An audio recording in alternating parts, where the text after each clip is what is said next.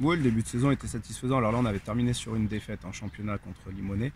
Maintenant, il était satisfaisant dans le sens où on a bien vu qu'on pouvait rivaliser avec tout le monde. Donc c'était satisfaisant à ce niveau-là. Ouais. Sur le championnat, c'était le maintien. Après, je crois que l'objectif actuel, il y en a plus, il y en a plus beaucoup. Donc c'est un peu compliqué de parler d'objectif alors qu'à mon avis, on n'est pas prêt de reprendre le football. Méthode de coaching, je ne sais pas si j'en ai une réellement parce que ce serait déjà se donner de beaucoup de qualité. Non, on essaye en tout cas de prendre le plus de plaisir possible. Ça, c'est le principe de départ. Après, on part aussi du principe que sans travail, on n'obtient pas grand-chose. On mélange ces deux notions-là avec un projet de jeu qu'on essaye d'adapter le plus à la fois au niveau auquel on est et aux qualités des joueurs. Et puis on essaye surtout de faire les choses avec passion et avec cœur. Voilà, c'est d'abord le début de la méthode. Après, il n'y a pas de méthode, Mathieu, Cianci plus qu'un autre.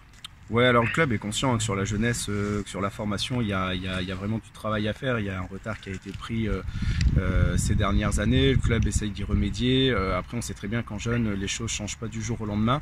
Voilà, les éducateurs ont beaucoup de travail. Il y a un responsable technique qui a été mis en place. Le but, bien sûr, que ce serait d'en monter le plus possible. J'entends souvent la critique assassinée qu'on va chercher des joueurs. Voilà, quand le vivier jeune était en ligue, on en sortait. Moi, je me rappelle que les premières années, on avait encore à chaque fois 2 ou 3 jeunes qui intégraient le groupe, voire même qui jouaient. Là, ça devient un peu plus compliqué, même si, comme vous l'avez dit, notre équipe U20 est en ligue, mais avec une équipe réserve en R3, nos jeunes sont quand même pas à plaindre quand ils sortent de leur formation. Ils ont quand même du choix et du niveau qui leur est proposé en senior.